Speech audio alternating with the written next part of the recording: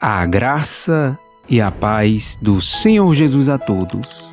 Como vocês estão, irmãos? Eu espero que todos estejam bem, para a honra e glória do nosso Senhor Jesus. Hoje nós entramos em um trecho muito prático da carta. Paulo mostra como a salvação que recebemos deve aparecer na nossa vida diária.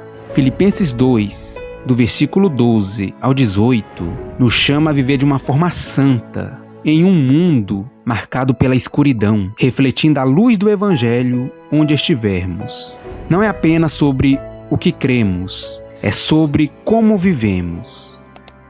Assim, pois, amados meus, como sempre obedecestes, não só na minha presença, porém muito mais agora, na minha ausência, desenvolvei a vossa salvação com temor e tremor, porque Deus é quem efetua em vós tanto o querer como o realizar, segundo a sua boa vontade.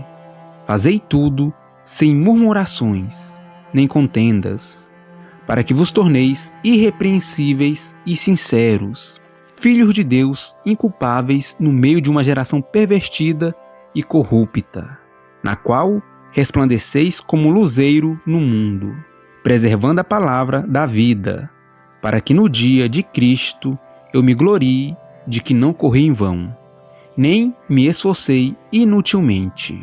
Entretanto, mesmo que seja eu oferecido por libação sobre o sacrifício e serviço da vossa fé, alegro-me e com todos vós me congratulo.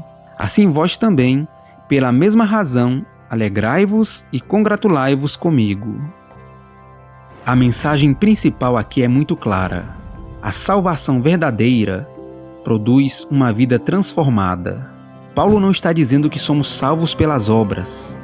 Ele está dizendo que a salvação que Deus opera no coração aparece na vida. A fé genuína é visível. Ela muda atitudes, escolhas e comportamentos. Paulo continuava explicando o que significa ter a mente de Cristo. Depois de mostrar a humildade perfeita de Jesus, agora ele aplica isso à vida da igreja. Ele quer que os cristãos vivam de forma firme, mesmo sem a presença dele. A maturidade espiritual aparece quando vivemos pelo Evangelho e não pela vigilância de líderes humanos. Desenvolvei a vossa salvação. Essa frase pode confundir algumas pessoas. Desenvolver a salvação não significa conquistar a salvação. Não significa merecer o favor de Deus. Significa trabalhar naquilo que Deus já fez em nós. É um chamado à santificação, temor e tremor. Aqui fala da reverência diante de Deus, consciência da sua presença e seriedade com a vida espiritual. É viver com responsabilidade diante da graça que recebemos. Deus é quem opera em nós. Logo depois de chamar a responsabilidade, Paulo mostra a base da nossa segurança.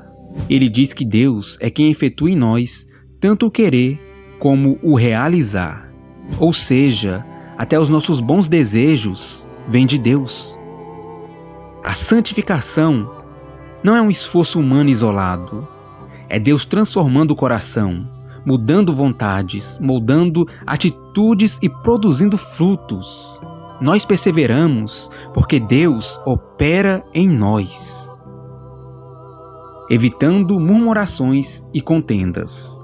Paulo então aplica isso de forma bem prática. Ele diz para fazer tudo sem murmuração e sem discussões.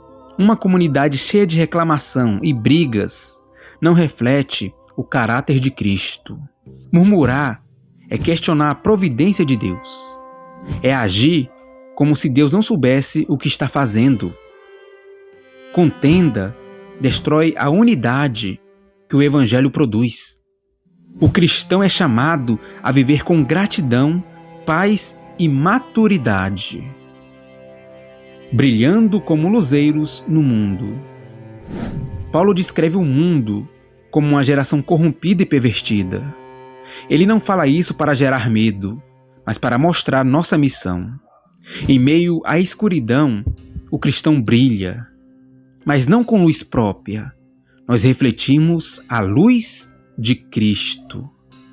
Uma vida transformada se torna testemunho vivo do Evangelho. A santidade não é isolamento, é testemunho. Paulo como exemplo de alegria sacrificial. Paulo diz que, mesmo que sua vida seja derramada como oferta, ele se alegra. Isso mostra uma fé madura. Ele vê propósito até no sofrimento. Ele encontra alegria na entrega. A mensagem é clara. Servir a Cristo vale mais do que preservar o próprio conforto.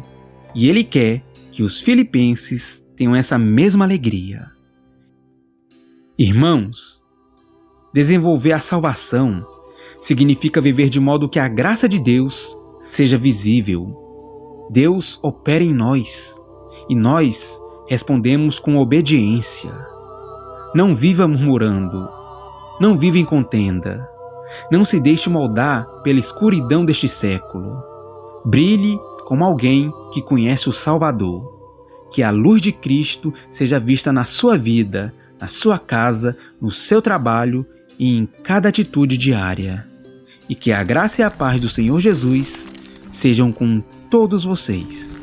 E até o próximo episódio, se assim Deus nos permitir.